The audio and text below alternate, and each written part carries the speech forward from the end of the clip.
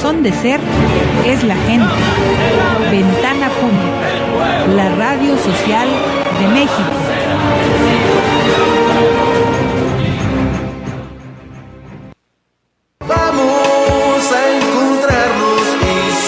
¿Qué tal? Mi nombre es Marlon Berlanga. Tengo el placer de invitarlos a todos ustedes a que nos escuchen en mi programa Mar Adentro, que se transmite por Ventana Pública todos los miércoles de 7 a 8 de la noche. Un programa que va más allá de los horizontes, más allá de la playa. Vamos mar adentro a las mejores emociones de todos nuestros invitados.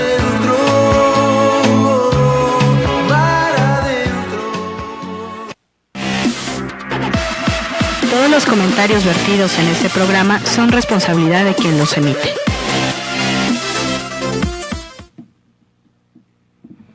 Calimán, el hombre increíble. Caballero con los hombres, galante con las mujeres, tierno con los niños e implacable con los malvados. Así es, Calimán, el hombre increíble. En nuestro capítulo anterior, Karma y sus secuaces habían penetrado en los túneles de las pirámides de Egipto, donde estaban a punto de descubrir los secretos de la fuerza espiritual del hombre del turbante blanco. Mientras tanto, ¡Solín! ¡Solín! ¿Qué pasa? Tenemos que recurrir al actus mortis, desprender el espíritu de la materia para pasar inadvertidos. ¿Ahorita? Sí, ahorita. Bueno, vamos.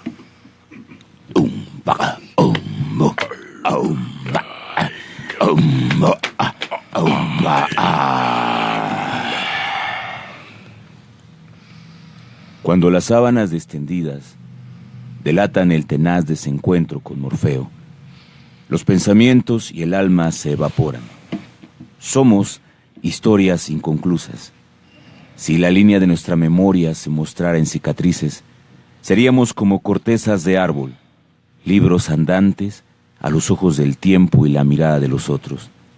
Y si desde la tierna infancia aprendiéramos a descifrarnos, nuestro cuerpo sería una lectura diferente cada noche.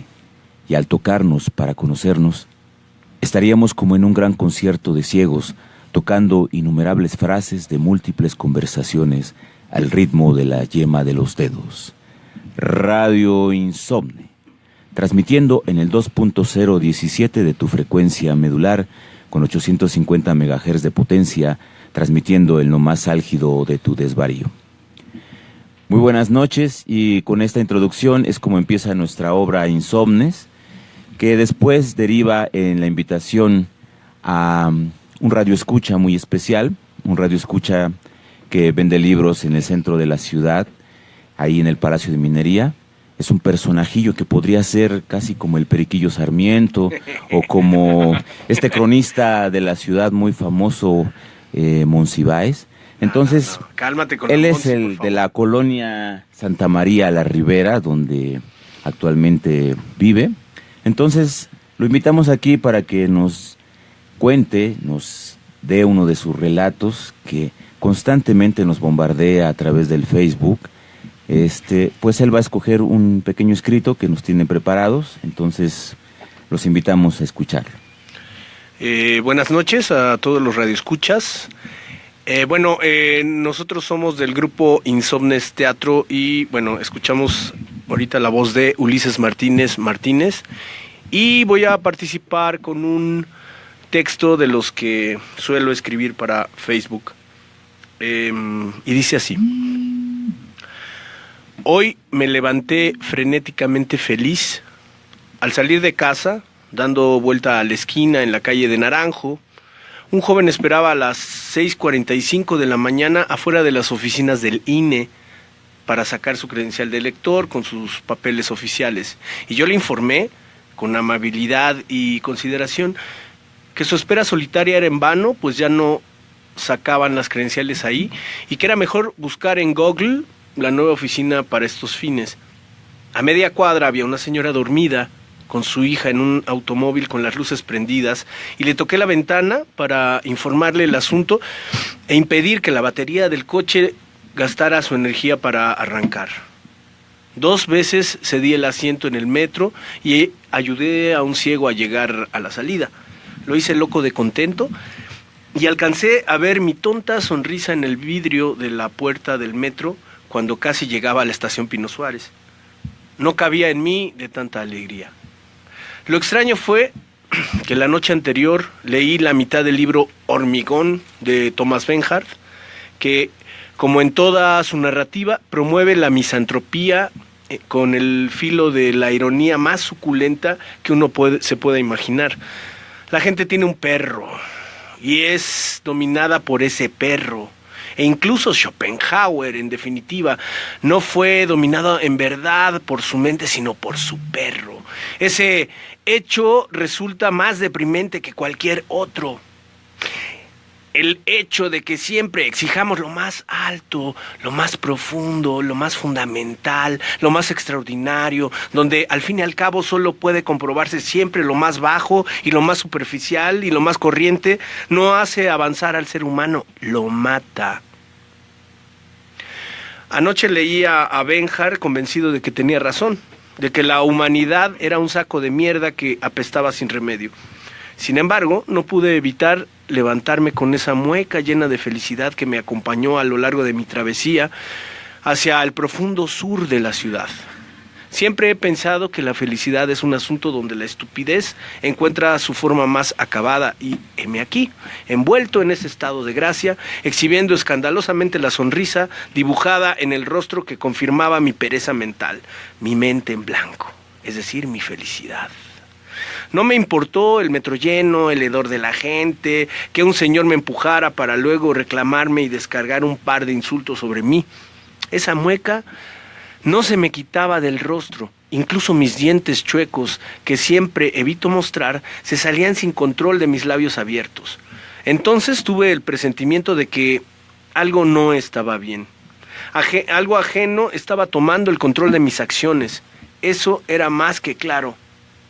Había que hacer algo porque esa mueca me estaba controlando a su antojo y me llevaba en una dirección completamente desconocida. Algo así, algo. Me bajé del metro General Anaya y entonces al abordar el pecero en dirección de La Joya, la máscara de la Concordia dejó que todos pasaran primero y yo quedé casi colgado del pecero infernal. Nada. Yo me agitaba cual bandera, luchando por no caer, aferrándome a las agarraderas exteriores de la puerta y la sonrisa no se desprendía de mi rostro. Llegué al centro de Tlalpan y me senté en el kiosco a seguir leyendo a Thomas Bernhard. Pero el hombre está hecho precisamente de tal modo que lo que más maldice es lo que lo mantiene y en general lo mantiene con vida. Me senté en el kiosco a las 8:06 a.m. con 24 minutos antes de la cita. A las 8:30 empecé a sentirme ansioso pues era la hora precisa. A los 15 minutos mi ansiedad creció y a los 30 minutos de espera mi nerviosismo se mezcló con la mueca feliz que ya para entonces era una sanguijuela que me lastimaba al succionar mi verdadero rostro. La mueca estaba intacta y ya había pasado un par de horas, eran las 10:30 y al hacer variar llamadas sin respuestas comprendí que seguir ahí no tenía sentido. Estaba exhausto. A pesar del plantón, no podía quitarme esa frenética expresión de alegría. Esta vez su fortaleza era la vergüenza, porque sentí que si lograba arrancarme la máscara, sería como quedar totalmente desnudo. Así que volví sobre mis pasos, con la careta feliz, a mi casa. Son las 11:43 y aún no he podido quitarme de encima la felicidad con la que me levanté esta mañana. Pero ya no hay razón profunda para despojarme de ella. Finalmente nadie se percató de que me dejaron plantado y no todos los días uno se levanta con la mente en blanco. ¿Qué tal? Muy buenas noches a todas y a todos nuestros amigos de Mar Adentro. Como verán ustedes, estamos acompañados, muy bien acompañados esta noche, con gente que hace teatro, con gente que gusta de literatura, gente que gusta de escribir y gente que gusta de construir mundos muy especiales a partir de la inteligencia de las palabras y de la presencia física en un escenario. Nos acompaña hoy, como siempre, nuestro amigo Javier Torres. Javier, muy buenas noches. Muy buenas noches, Marlon, gracias. Aquí estamos nuevamente compartiendo con el auditorio, gracias. Los actores de Insomnes están aquí presentes, amigos nuestros, desde hace muchos años, compartiendo calles, caguamas, libros, amigos. Ricardo Hesch, ¿cómo estás, Ricardo? ¿Qué tal? Bienvenido. Bien, aquí pues contento de estar con ustedes en un programa de radio.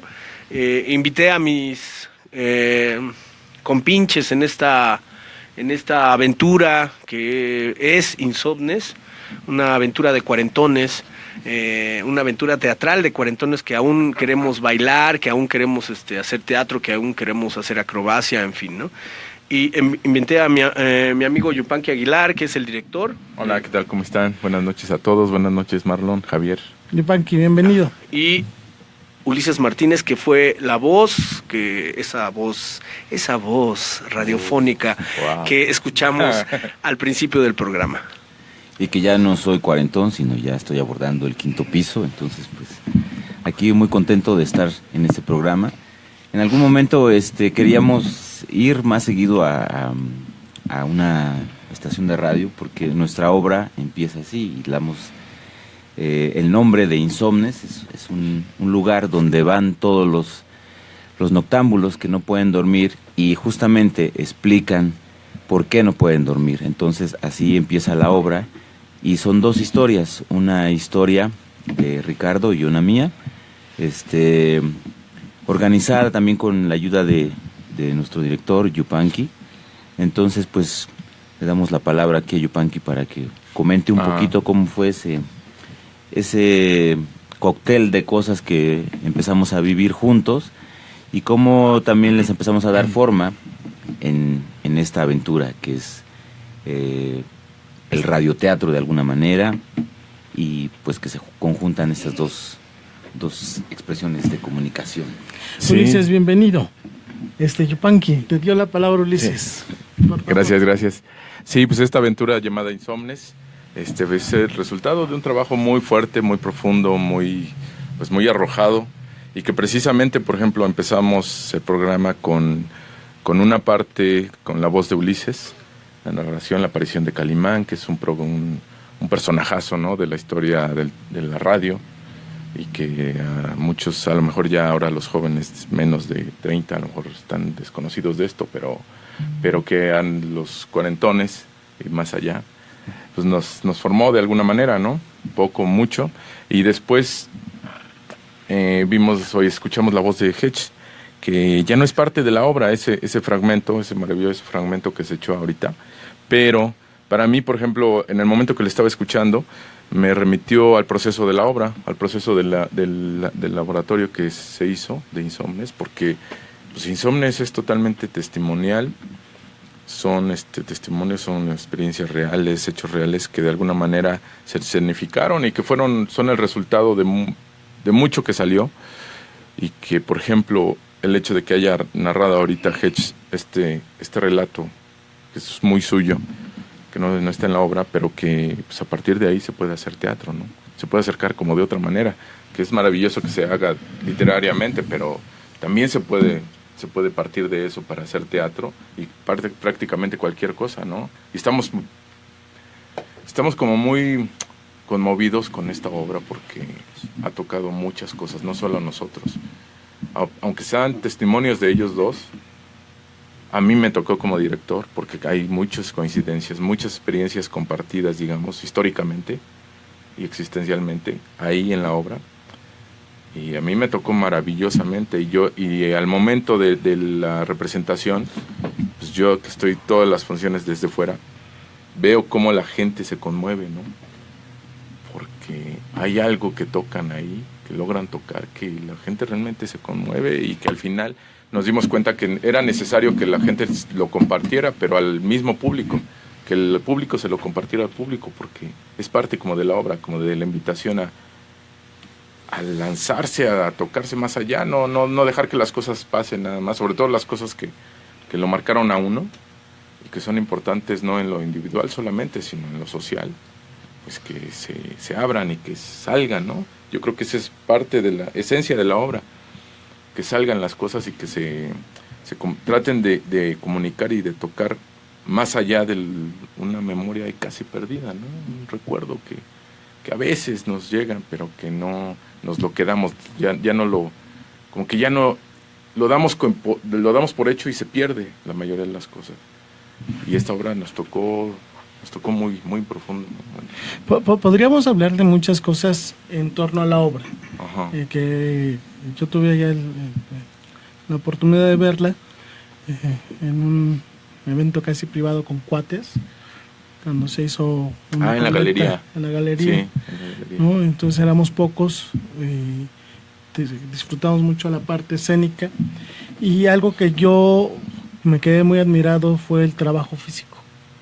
Una obra de un trabajo físico muy arduo, de mucha fortaleza, de mucha agilidad, y eso nos mantuvo a todos muy despiertos, no solamente por lo que hacían, sino por todo lo que iban diciendo y representaban en esa cuestión física, ¿no? Era cada uno en sus diferentes personajes, y la fortaleza con la que se lanzaban, hacían acrobacias. Sí. De alguna forma. Sí, ¿cómo estos viejitos están dando marometas? Lo que más me sorprendió es que no se quebraron, ¿no? Sí. ¿Qué nos cuentan de esa parte física? Hicieron un trabajazo físico ambos. Bueno, sí, Es historia también. Recuerdo que en la carrera de teatro yo estaba muy, muy en desacuerdo, porque nos las pasábamos aprendiéndonos un texto y todo era a nivel pues muy, muy mental, ¿no? Entonces yo tenía siempre la inquietud de hacer los diálogos con movimiento, ¿no? Entonces pasaba que me colgaba ahí de las varas, o me paraba de cabeza, o hacía otras cosas, y no encontraba eco en la escuela, ¿no?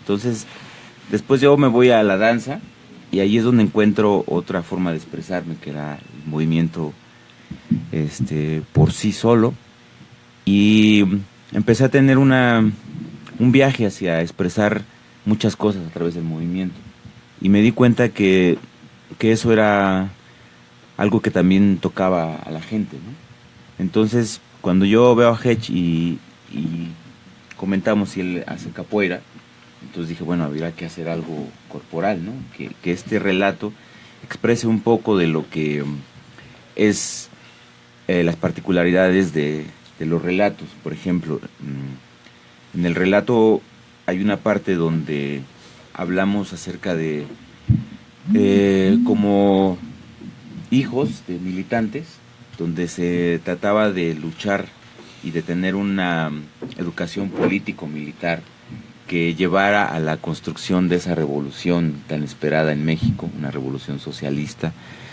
y donde por la influencia de muchas revoluciones de Cuba, de Nicaragua, lo que estaba pasando también en El Salvador, pues veíamos que las milicias guerrilleras pues entrenaban y hacían una cantidad de cosas, los cubanos que se iban a entrenar a otros países y a entrenar a otros guerrilleros, pues para nosotros era una cosa de aventuras, ¿no? Eran nuestros cómics de alguna manera, y entonces eso había que darle una forma de este tipo de entrenamiento.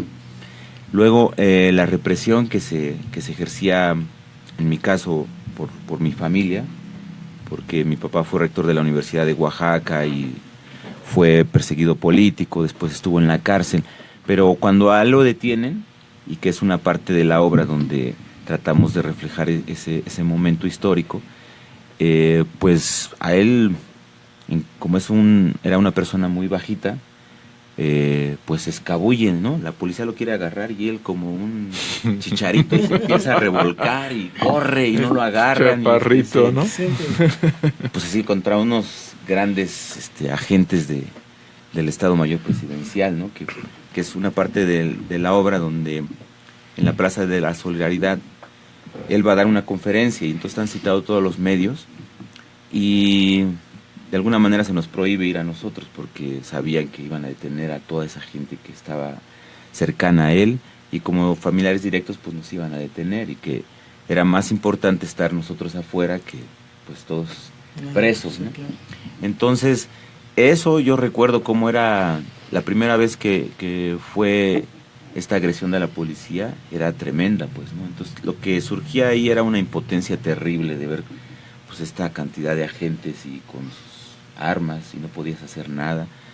Sin embargo, había gente que se resistía, mujeres indígenas, compañeros obreros, campesinos, pues escuálidos, ¿no? Desnutridos, pero con una fuerza en la mirada de decir, no me vas a mover o me voy a resistir. Entonces tratamos de meter eso en la obra y de alguna manera pues encontramos una mezcla muy, muy sabrosa, porque no todo el tiempo te encuentras con un compañero que le guste manejarse corporalmente y que pueda hacerlo.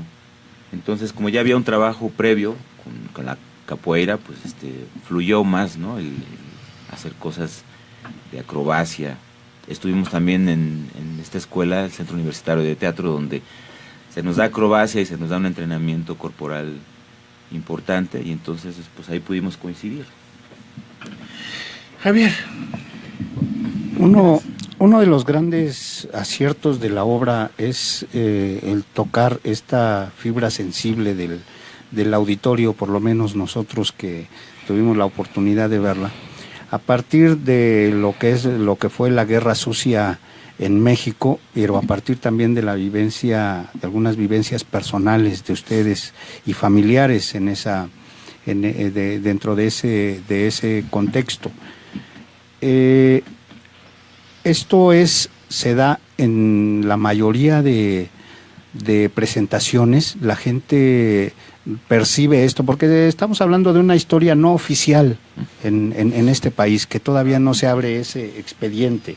Y entonces, ¿cómo la gente percibe ahí el impacto de lo que es no la lucha idealista, sino lo que trae en consecuencia también, como es la Guerra Sucia? Sí, hay una recepción del público que es muy interesante, porque es muy compleja, muy variada. Hay muchas lecturas que hace el público, y sobre todo el público que no está enterado ni siquiera del término que se acuñó para hablar de este proceso de represión en la historia política mexicana, que es la Guerra Sucia. La gente que no conoce esta historia de represión, de persecución de los movimientos sociales de izquierda, radicales y no radicales,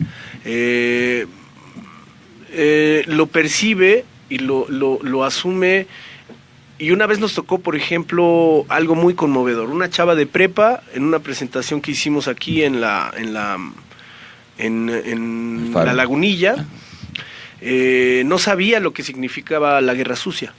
Y entonces regresó a ver una segunda vez la obra y dijo en el conversatorio que hacemos al final, porque siempre hacemos un conversatorio para platicar con el público, para ver cuáles son sus impresiones, sus opiniones, sus sensaciones, y compartir o sus preguntas, ¿no? Y la chava nos dijo algo muy bonito: yo no sabía que era la Guerra Sucia, pero me fui a investigar y ahora ya sé lo que es la Guerra Sucia. Y a nosotros te estoy hablando de un caso en particular. Ha habido muchas lecturas sobre todo de los jóvenes, que son muy interesantes, ¿no? Eso es este caso particular, pero hay otras lecturas que hace el público que nos dicen que nuestro trabajo, el lenguaje que escogimos para expresar este tipo de problemas, que es un teatro muy politizado, muy político, tiene un acierto, ¿no? Nosotros nos planteamos la idea de decir esto, que claramente vimos que tenía una carga política muy importante y además muy arriesgada, pero que también coincidió con la desaparición de los 43 compañeros en Guerrero, ¿no? Lo de Ayotzinapa. Nosotros ya antes habíamos trabajado las escenas de Ulises y empató directamente, o sea, embonó. Dijimos, tenemos que hacerlo ya, decirlo ya, expresarlo ya, ¿no? para que se hable, para que la gente entienda que es necesario hablar de esta historia no oficial, de esta historia de represión, y tomar conciencia y decirlo, ¿no? Que se corra la voz y que en fin, ¿no? Que se hable de esta historia. Y nos parece que es un acierto porque encontramos un lenguaje para poder resignificar el teatro político, que desde mi punto de vista ya estaba muy estancado, está muy estancado en un discurso panfletario muy apegado a la forma en que se hizo el teatro en los 70s, que en su momento fue revelador, que en su momento fue muy importante, muy interesante, pero no podemos poner vino nuevo en odres viejos, ¿no? Dice la Biblia, ¿no? Entonces, creo que la búsqueda, el laboratorio que hicimos en Insomnes para hablar de esta historia en particular, encontramos un lenguaje muy, muy, muy claro, ¿no? Para poder acercarnos incluso a chavos de secundaria que no entienden qué está pasando. Una vez nos presentamos en la calle, en una secundaria, ¿la secundaria qué? ¿Cómo se llama? ¿Dónde va tu sobrina? Ahí en el barrio de San Simón, Ticumaca, en el Portales, que todo el mundo le dice Portales, pero es una secundaria que está ahí, por donde está el mercado de Portales, son 2 calles. Sí, habían pasado, por ejemplo, lo de la represión a los maestros ahí en Oaxaca. Y esa secundaria se solidarizó y se puso en paro, los maestros se pusieron en paro como solidaridad contra la represión. Los maestros y los padres de familia. Y nos presentamos ahí y se acercan 4 chavitos de secundaria y nos dicen, órale, está bien chido lo que hacen, ¿no? Y a nosotros nos conmovió, sabemos que no saben lo que significa el término de guerra sucia, ¿no? Pero les gustó, les atrajo lo que estábamos haciendo, porque encontramos ese lenguaje, vimos que la danza tiene mucho más que decir, que la acrobacia tiene mucho más que decir, que el trabajo corporal tiene mucho de expresión y que si lo combinas con la palabra puede salir algo maravilloso. Sí, con respecto a lo que decías, sí hay dos cosas, ¿no? Por ejemplo, una, que si hay una brecha generacional donde no saben exactamente qué es el término y desconocen mucho de la historia, pero también nos encontramos en cada función siempre hay un familiar que tiene otro familiar que participó en algún movimiento político. También la gran sorpresa es que había gente, familiares pues de la Liga Comunista 23 de septiembre, algunos movimientos que ya pues no están tan frescos, digamos, pero sí había alguien que tenía un familiar, entonces era siempre muy conmovedor. Y también gente que yo no conocía y que conocía a mi familia. Entonces nos decían, no, pues yo viví esta etapa con tu papá y hice esto, y mi hermano trabajó con los compañeros de tu papá, y entonces era increíble pues cómo ir a esos lugares. Por ejemplo, en Tlalpan había pues son pueblos alejados, ¿no? Y donde piensas que no hay ninguna conexión, y ahí llegaba gente que también había sido conocía a mi papá. Entonces es algo muy muy increíble, ¿no? Que pasa con las historias, y justo un poco la idea de esta obra es que cada uno de los espectadores rescate su memoria personal, que no tengamos miedo a rescatar esa parte. Puede ser muy escabrosa o puede ser muy política o muy solitaria, y que en la medida en que nosotros compartimos esa historia con los demás, el público se anima a hablar de sí, ¿no? Y revalorar esa historia y decir, vamos a juntarnos, vamos a hablar de esto, podemos hacer algo, no solamente ver la televisión o estar chateando, ¿no? Entonces era muy muy conmovedor esa parte. Sí, también ahorita que te pedí la tarjeta está, porque por ejemplo el diseño que tiene, no sé si lo alcanzan a ver allá, pero es muy sugestivo el asunto, a pesar de que para muchos es muy reconocible, digamos, de estrella roja, ¿no? Claro. Atreverse a ponerle una estrella roja en un diseño, y sobre todo de teatro, es como son rojillos, son comunistas, son pampa. Pero es precisamente, bueno, hay una sutileza que puso Andrés Ramírez Cuevas, el diseñador maravilloso. Puso la estrella roja arrugadita, ¿no? Que poca gente a lo mejor le despierta, lo observa. Lo percibe, ¿no? Y el diseño que se ha hecho pues es como que muy del constructivismo del ruso, ¿no? Que está padrísimo, a mí me encanta, pero el hecho a mí me encanta porque el hecho de impactar, digamos, con la estrella, con este diseño, de inmediato despierta ya sea prejuicios o un enlace o una coincidencia o un recuerdo, ¿no? Entonces, la obra tiene mucho precisamente de controvertido. ¿Por qué? Porque para a lo mejor algunos muy casados con la idea de la utopía, que precisamente es lo que manejamos, le revuelve un poco y a veces a lo mejor no ha salido mucho, pero de repente hay comentarios como que ustedes son como que reaccionarios, ¿no? Casi, ¿no? O los otros creen que somos comunistas. Y no, simplemente abordamos el tema, ¿no? Y lo abordamos desde ahora, como lo vemos, porque es como algo que impactó muchísimo en la sociedad, ¿no? Y bueno, creo que precisamente la obra tiene ese gran acierto, que lo que decía Hedge, que no se cae en lo panfletario, porque tampoco lo defendemos, la imagen primera, ¿no? No la defendemos como manera doctrinaria, ¿no?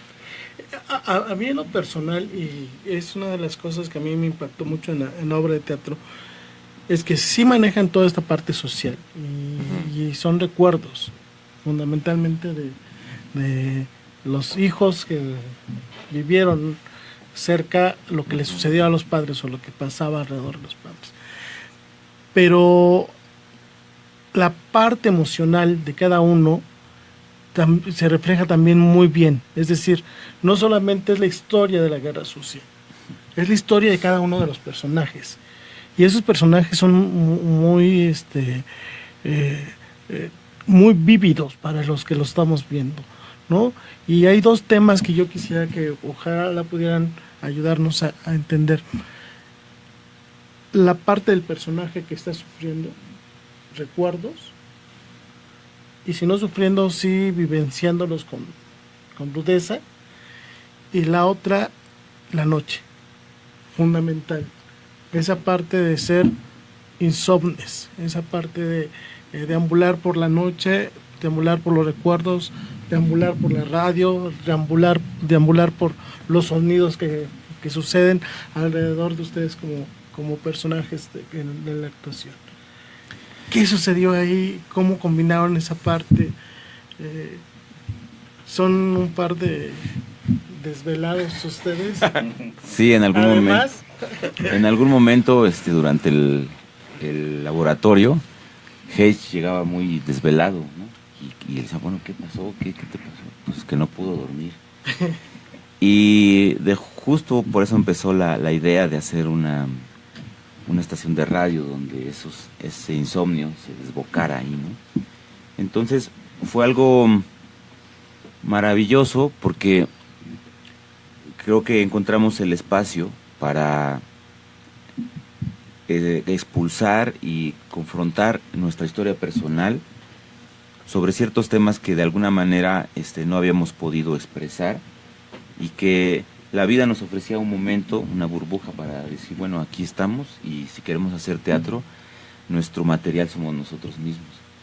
Entonces, ahí empezó también una lucha interna, porque también el abrirse es algo muy delicado, ¿no? Es decir, abrir mi problemática, abrir mis sentimientos. Bajo la educación que tenemos, pues te dicen, no, pues cuida tus sentimientos, no los abras a nadie porque te van pues te van a controlar, o te van a burlarse de ti, o van a tener poder sobre ti, ¿no? Y aquí lo hacíamos bajo una premisa que la comparto mucho y la compartí con mis compañeros. En la escuela tuvimos a un maestro que era Rodolfo Valencia, y él hablaba mucho de que en el teatro no hacía personajes, sino que trataba de poner al hombre que estaba en escena siendo un expositor crítico de su realidad, ¿no? Y entonces esto sonaba así como un eslogan.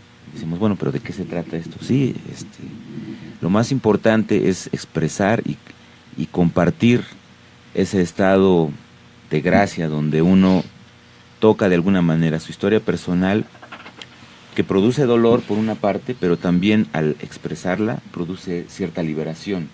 Es decir, nosotros cada vez que damos una función, sí representamos un sentimiento y un dolor verdadero, pero está en ficción.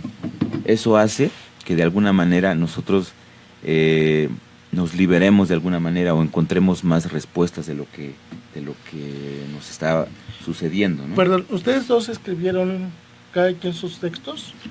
Sí. Sí. Ulises escribió solamente en la estructura de la obra. Ulises escribe la parte donde es locutor, que pertenece a la primera parte, que es la historia mía, y yo escribo la parte donde soy locutor, que es la segunda parte, que es la de Ulises. Entonces, pero ambos escribimos el texto, sí. Somos autores y actores, ¿no? Este programa se llama Mar Adentro, y una de las intenciones de Mar Adentro es ir profundizarnos, ¿no? De pronto ahorita que estabas hablando, Ulises, pensaba que su obra de teatro se habían ahorrado al psicoanalista y tenían sesiones de psicoanálisis cada vez que hacen su obra de teatro. Yo con Hesh nunca ha sido muy fácil nuestra relación, pero a ese Hesh al que conocí, ahí no lo conocía. Es decir, también lo vi débil, ¿no? Yo siempre lo he visto muy fuerte. Y en esa obra de teatro, en esas escenas, también reconocí a alguien que estaba en su momento de fragilidad y que existe. ¿Esa parte te dolió actuar? ¿Cómo la vives, Hesh? ¿Cómo te sientes actuando y demostrándote lo que decía un poco Ulises? Los demás te decimos, ahí te podemos hacer bullying, ¿no? Los cuates que no son tan cuates a veces. Sí, el día de ayer. Somos medios culeros los cuates, ¿no? El día de ayer hice un poco de bullying en la función porque era un tema muy difícil, el compañero, porque sus padres mueren cuando él tiene 17 años, ¿no? Entonces sí se me salió ahí porque dije, es que desde los 17 años él no tiene madre, ¿no? Entonces fue una cuestión así que... Bueno, pero eso es, digamos, ahí... Ficción. Fue ficción. Digamos que ese es, mostraste el código postal, ¿no? Mira, sí es complicado hablar de la historia personal, y más cuando hay una parte trágica, ¿no?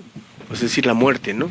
Cuando hablas de la muerte de seres queridos es profundamente doloroso, ¿no? Lo hables con el psicoanalista, lo hables en la radio en este caso, o lo hables con tu compañera o con tus amigos o en una obra de teatro, siempre es una parte muy dolorosa, pero es una parte que te constituye, ¿no? O sea, el hecho es que murieron mis padres, también murieron 2 hermanos míos, y de 7 que éramos, quedamos 3. O sea, esa es parte de la historia de mi vida y yo no puedo negarla, ¿no? Y bueno, también cuando decido sí compartir esta historia de, pues digamos, trágica, sí me costó mucho trabajo porque era precisamente ir a volver a ver las imágenes, ¿no? De los cadáveres, en fin, ¿no? Una situación muy fuerte, ¿no? Pero creo que vale la pena por muchas razones. Vale la pena porque ellos murieron en un accidente de automovilístico, parte porque mi padre estaba en la fiesta, ¿no? Y entonces es una historia como del alcoholismo, de cómo pueden ser las consecuencias del alcoholismo llevado al extremo. O sea, uno siempre cuando eres pedote, siempre estás jugando con fuego y no te das cuenta, ¿no? Te puede pasar que te vas a las 3 de la mañana y de repente te atracan y ya fuiste, ¿no? O sea, se les pasa la mano, te peleas o buscas una bronca o te metes con alguien que no debes de meterte o empiezas, en fin, ¿no? el alcohol pone en otro nivel la realidad, ¿no? Y en este caso las consecuencias fueron muy trágicas. Y hablar de eso no es fácil, ¿no? Y yo no quiero dar un mensaje anti-alcohol, ni mucho menos, pero sí quiero problematizar compartiendo esta historia sobre las posibles consecuencias de algunos puntos, ¿no? Como no tener una relación responsable con el alcohol, por ejemplo, ¿no? Y más cuando hay, bueno, siempre somos seres sociales y hay otras cosas. Pero por otro lado, o sea, hay mucha gente implicada, ¿no? Familia, tus amigos, en fin, ¿no? Pero también hay una cosa que me di cuenta, ¿no? El enojo que yo tuve de adolescente para con este hecho, en particular para con mi padre, por el hecho de haber manejado irresponsablemente en estado de alcohol, en estado alcohólico, creo que lo trabajé y descubrí que lo quiero muchísimo, ¿no? O sea, que descubrí que sin él yo no hubiera podido encontrar algunas cosas sobre el amor, algunas claves sobre la historia de los seres humanos. No hubiera conocido a Citarrosa, por ejemplo. Mi padre fue representante de Citarrosa de Alfredo Citarrosa en algún momento, representó al grupo Víctor Jara, ¿no? Donde estuvo Lupita Pineda, en fin, ¿no? Toda esta historia que yo viví también desde la izquierda fue muy importante y hubo partes muy hermosas, entonces ahí está la pinche complejidad de los seres humanos. O sea, cómo yo a través de una historia muy íntima puedo tocar el corazón de las demás personas, ¿no? Y decirles algo, darles un mensaje muy concreto. Ese es lo que yo digo. Yo particularmente no pienso que sea tan terapéutico. Pero sí, a mí me gusta la idea de crear conciencia con lo que hago, ¿no? No tanto hacer terapia, sino sí tomar conciencia de los problemas, afrontar la realidad y bueno, esa es la tirada que yo hago. Porque la historia mía es distinta a la historia de Ulises, ¿no? Digamos que la estructura de la obra es mi historia, que es muy individual y muy íntima, muy dolorosa, trágica, y la historia de Ulises, que también es fuerte, trágica, pero que tiene una dimensión más política, ¿no? Entonces es como embonar lo íntimo y lo social, lo personal y lo político, ¿no? A mí me gusta mucho esa idea, por eso me gusta tanto la obra de Insomnes, ¿no?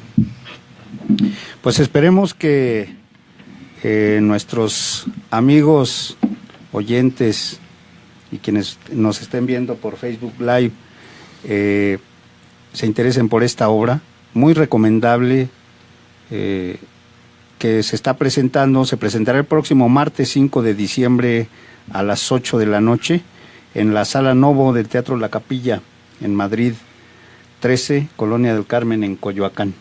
¿Sí? Esperemos que vayan a ver esta obra, muy recomendable. Y Yupanqui, ¿cómo fue esta experiencia para ti como director de trabajar con estos dos excelentes actores? Pues de entrada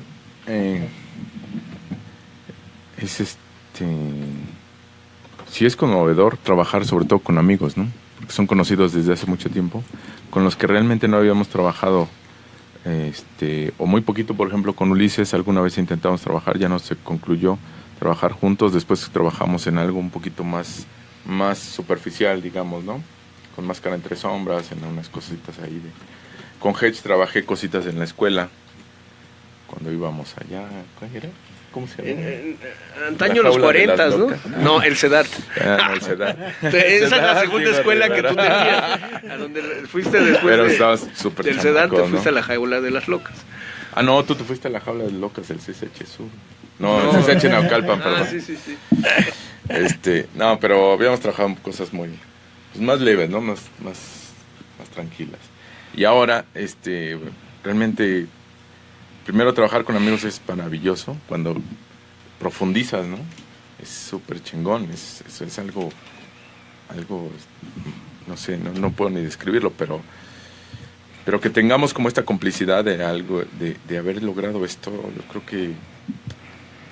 creo que merece trabajar otra cosa, ¿no? Que incluso lo hemos planteado, como necesitamos trabajar más cosas. A lo mejor, no sé si la misma línea, porque la línea está padre, pero como trabajar, sacar muchos más proyectos. Y fue para todos como una sorpresa haber logrado Insomnes, porque no estaba planeado que fuera ni siquiera el nombre, ¿no? O que iba a salir. Muchas veces estuvo a punto del carajo, ¿no? De tronar por tiempos, incluso a veces por a lo mejor miedos, ¿no? De no saber exactamente qué va a pasar, que tuvimos que enfrentar al público, porque había como dentro del proceso, había mucha como reticencia a presentarlo, como que no es que no se confiara en el trabajo, sino que es como, no sé, a lo mejor algún prejuicio, alguna falta de experiencia sobre este tipo de trabajo. Y fue necesario, pues vamos a presentarlo con mis alumnos, vamos a hacer una temporada con público abierto o ensayos abiertos, ¿no? Y así fue como empezó.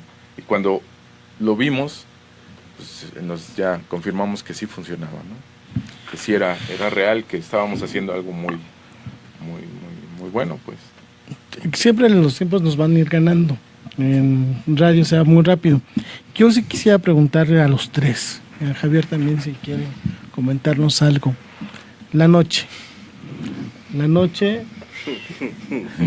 decías, Hesh, de la cuestión alcohólica, y nosotros hemos compartido con amigos muy borrachos, y hemos compartido la noche con amigos muy borrachos. Hemos sido parte de esas borracheras. Háblenos algo de eso, sí, me gustaría escuchar, porque también esta obra nos lleva a eso, ¿no? Nos lleva mucho al tema del insomnio y todo lo que ahí vivimos, a veces solos, muchas veces solos, pero otras veces también acompañados. Hay un libro de Carlo Ginzburg que me gusta en particular y no habla exactamente de la noche, se llama Historia Nocturna. Es sobre la aquelarre y sobre una historia oculta, ¿no? Una historia no oficial desde el medievo hasta cierto, hace un análisis en realidad de la aquelarre, en fin. Pero me gusta el nombre, la historia nocturna.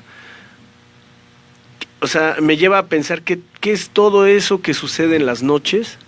O sea, mientras la mayoría de la gente duerme, no hay más gente que está, la gente que barre las calles, ¿no?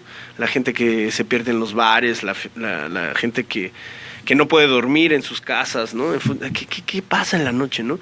Y entonces te encuentras que hay todo un mundo súper interesante. Yo me acuerdo que en mis borracheras, de repente, pues ya cada quien se va para su casa, o te fastidias de la gente con la que estás bebiendo y te vas a caminar las calles. Yo me acuerdo que caminé la Guerrero, me la sé completa, la Doctores, todas las calles del centro, que son mi barrio, que ya conocía desde niño.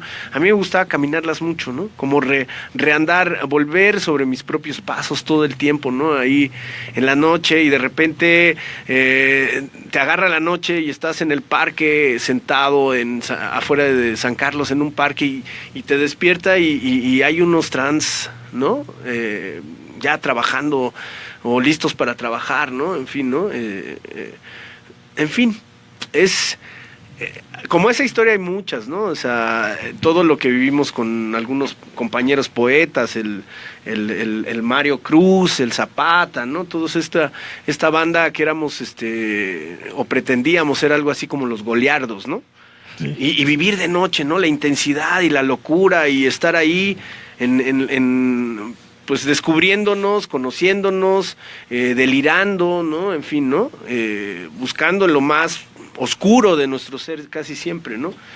Y bueno, sin duda es una aventura muy intensa, ¿no? Muy chingona, ¿no? Yo actualmente no bebo, ¿no? ¿Por qué? Porque tengo un hijo, porque establecí un compromiso con un hijo. No soy AA ni estoy promoviendo nada, ¿no? Todos mis amigos son borrachos, la mayoría, Y yo los quiero mucho y no voy a renunciar a ellos, ¿no? O sea, no es el asunto. Pero yo decidí dejar de beber porque tengo un hijo de 14 años y establecí un compromiso con él y dije, ahorita lo prioritario, lo más importante es que él esté bien, ¿no? Y que yo tenga una relación chida con él, y para eso necesito dejar mi desmadre, ¿no? En fin, no me avergüenzo de todo lo que viví, de todo lo que, al contrario, ¿no? Es mi historia, ¿no? Esta historia nocturna que me lleva a ser un insomne, un noctívago, en fin, ¿no? Así como y es mucho de lo que, de esa historia, de esa vivencia de noche, está como en el trasfondo de nuestra obra, ¿no? Sí, la noche, pues hay dos planos muy importantes. Uno que sería, la noche es donde habitan esos demonios o esas cosas que no nos dejan dormir, esas preocupaciones cotidianas donde tratamos de encontrar una solución a todo eso. Puede estar asociado también a estas pesadillas, esa monstruosidad de lo que nos atormenta, y tratamos de encontrar esa parte donde cada uno de nosotros se manifiesta este estado alterado del alma, ¿no? Donde quieres encontrar una respuesta a esa existencia, ¿no? Ya sea en el amor, en el trabajo, en tu profesión. Y aquí nos faltó un poco indagar en la otra parte, que es el destello creativo. Porque si bien la creación se enmarca en una cuestión que no tiene hora, no tiene fecha ni horario, digamos, y entonces el pintor, el escritor, la gente que hace arte, de alguna manera, a través del sueño o de esa otra parte que es la vida misma, donde ahí está el surrealismo o esta, pues de alguna manera, el inconsciente, ¿no? El inconsciente que está ahí trabajando todo el tiempo. En ese horario, en esas horas donde se aquieta el ruido de la ciudad, aparecen esas respuestas, ¿no? Donde construyes un lenguaje, un estado también del alma que está alterado en busca de esas respuestas para construir una obra de teatro. Es decir, de qué manera o qué es lo que tú quieres elegir, o el pintor, ¿no? Ahí en la noche estará encontrando la combinación de sus colores, o el escritor ahí encontrando la mejor frase para decir un sentimiento. Entonces, por esa parte nos seducía encontrar ese espacio donde la creación se vuelca, ¿no? Pero también donde los anhelos de libertad, de alguna manera, como todos los mexicanos, se subliman en esos sueños, ¿no? En esos sueños ¿qué pasaría si nuestra realidad se trastoca en esos sueños, que es de pronto ser solidarios, tener las agallas para protestar contra este tipo de gobiernos que se roban todo y que no dejan absolutamente nada para la Navidad, ¿no? Ni siquiera. Entonces, ¿de qué manera encontrar esas respuestas, ¿no? A lo mejor es un intento, Insomnes es ese intento de encontrar respuesta, y entonces abre un panorama, un diálogo con cada una de las personas que son espectadores. Claro. Y se mueve ese inconsciente, ¿no? Es que yo no puedo dormir, mi mamá no podía dormir y entonces hace esto, y te empiezan a contar historias, ¿no? Eso para nosotros es la noche.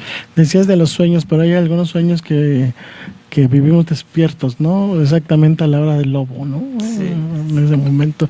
Javier, antes de que sea Yupanqui, sí me gustaría escuchar algo de ti sobre la noche, de esto que hemos vivido. Recordábamos a Mario, a la Agustina, a Zapata, a muchos otros compañeros y amigos. Híjole, Marlon, a veces con estos invitados como los que tenemos hoy, yo a veces prefiero guardar silencio, porque la verdad que es muy vivificante el escuchar estas experiencias. Pero bueno, el asunto de la noche, y nos hemos encontrado muchas veces ahí, muchas veces desde jóvenes. Yo estas noches en vela, de pláticas, de arreglar el mundo, de hacer proyectos, creo que la mayoría de nuestros planes y proyectos en cuestión de, incluso este programa de radio, por ahí lo empezamos a proyectar en esas noches con unos tragos y aquí estamos, ¿no? Y aquí estamos. Y creo que es una parte importante para la creatividad. Pero yo creo que lo más importante es que nuestros invitados nos digan también qué piensan de eso, de esa noche. Yupanqui, por favor. Pues de la noche, híjole, pues de todo lo que ya han dicho, algo que me viene muy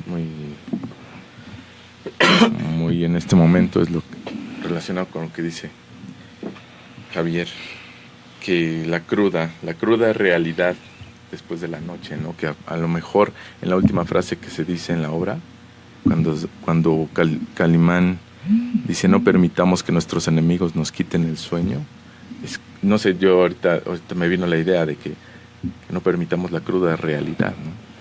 Que nos lastima o que nos chinga, ¿no? Entonces es algo que tiene que ver con la noche, porque qué mejor que vivirla plenamente o alegremente, y que vivirla como con el miedo, con el estrés, con la chingadera de que va a llegar la cruda realidad, ¿no? Que la mayoría lo vivimos así, ¿no? Y es que no sé si te pasa a ti, de pronto todo el día, todo lo diurno te lleva a hacer muchas cosas, ¿no? Pero realmente a veces nada más te queda la noche para vivir, ¿no? Sí, se refugia uno, ¿no? Los que dices, trabajan, puta madre, ¿ahora es cuándo? Sí, y entonces empiezas a leer, empiezas a escribir, estar con uno mismo, ¿no? Sí. La noche es el momento en que uno puede estar y encontrarse con uno mismo en una ciudad como esta, ¿no? Incluso aislarse de la pareja, ¿no? O sea, la noche es el único rincón donde puedes encontrarte, ¿no? Sí, porque ahorita que decías de tu hijo, ¿no? De pronto tú mismo te abstraíste de muchas cosas que vivenciabas a partir de un proyecto que es un proyecto fundamental, que es la vida de tu hijo. La paternidad, ¿no? Y de pronto dices, pero tengo la madrugada para mí, ¿no? Y sí, en eso te encuentras, ¿no? Antes de empezar a despedirnos, me pedía, como siempre, nuestro amigo Israel Ugalde, que por favor los invitemos a todos nuestros amigas y amigas de Mar Adentro al Coloquio Internacional de Afroamericano, que se está llevando en el Centro de Investigaciones sobre América Latina y el Caribe los días martes 5 y viernes 8 de diciembre. Esperemos acompañen a Israel Ugalde a este coloquio. Siempre en nuestra página de Mar Adentro estamos promocionando las tareas y los proyectos de cada uno de nuestros compañeros, nuestros invitados. Vamos a promover Insomnes en nuestra página.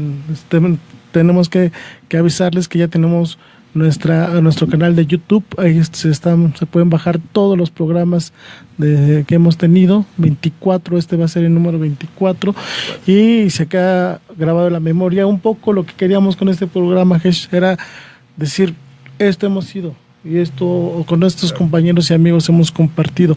Nos vamos a despedir. Yo les pediría a cada quien que haga una breve reflexión, que se despidan de nuestro público, y quien empiece de ustedes. Bueno, pues yo soy Ulises Martínez, me despido deseando encontrarlos ahí en la Salvador Novo o en alguna otro lugar. También nos vamos a presentar en el Foro Contigo América, posteriormente el año del 2018.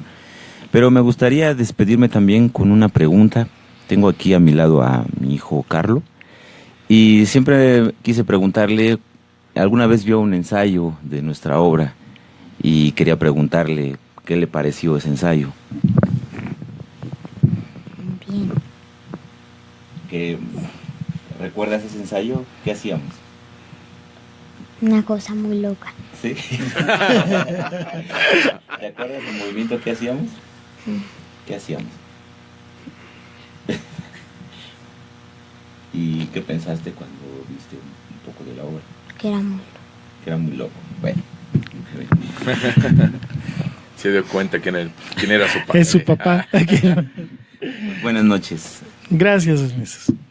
Bueno, yo me quiero despedir invitándolos a la última función de este año de Insomnes en la Sala Novo el miércoles, el martes 5 de diciembre a las 8 en Madrid número 15, no, Madrid número 13, en la Colonia del Carmen, ahí en Coyoacán, muy cerca del centro, ahí donde está la capilla, ahí estamos en la parte de atrás de la casa, legendaria casa de Salvador Novo, donde presentaba sus obras. Bueno. Y bueno, yo quiero aprovechar para recordar también la invitación a esta obra y también nombrar a quienes nos han ayudado a este proyecto, que son en apoyo de producción Paulina Garnica y Henry Torres, en fotografía Henry Torres, que es aquí el diseño de nuestra programación, la foto del diseño es su autoría, esa foto. En video, Adriana Estrada y Henry Torres, en la edición de un demo que tenemos por ahí, Adriana Estrada y obviamente a nuestro maravilloso diseñador Andrés Ramírez, y pues hay otras gentes, pero bueno, creo que con esto es suficiente ahorita. Los compañeros de Tadeco que albergaron nuestras primeras temporadas. Claro, claro. Y pues somos como nuestra casa, porque nuestros padrinos. Ahí fue donde nació. Y es un gran equipo, deberían de conocer ese lugar. Y gracias a Marlon, gracias a Javier por invitarnos a este programa y pues por darme chance de invitar a mis amigos a que conozcan un poco el trabajo que estamos haciendo. No, gracias a ti, Hesh.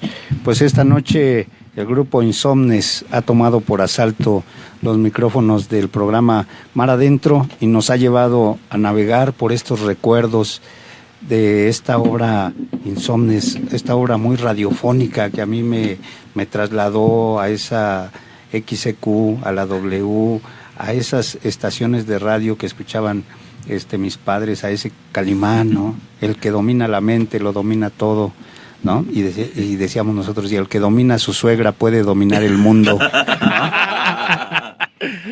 Y muchísimas gracias de veras por estar aquí, ha sido un gusto estar con ustedes. Gracias, igualmente. A todos y todas los que nos escuchan todos los miércoles de 7 a 8 de la noche en nuestro programa Mar Adentro, muchas gracias por habernos acompañado nuevamente. Les prometemos que cada día vamos a tratar de mejorar un poco más todos nuestros instrumentos de comunicación, y les decía, ya tenemos nuestra página, nuestro canal en YouTube, donde podrán ver todos los programas que hemos tenido hasta el momento. Las fotografías de los programas también estarán saliendo ya en Instagram, y tenemos Facebook y tenemos Twitter. Entonces, a todos y a todas, como todos los miércoles, les deseamos que sus sueños nuevamente los lleven mar adentro. Buenas noches. Nuestra razón de ser es la gente. Ventana Pública, la radio social de México.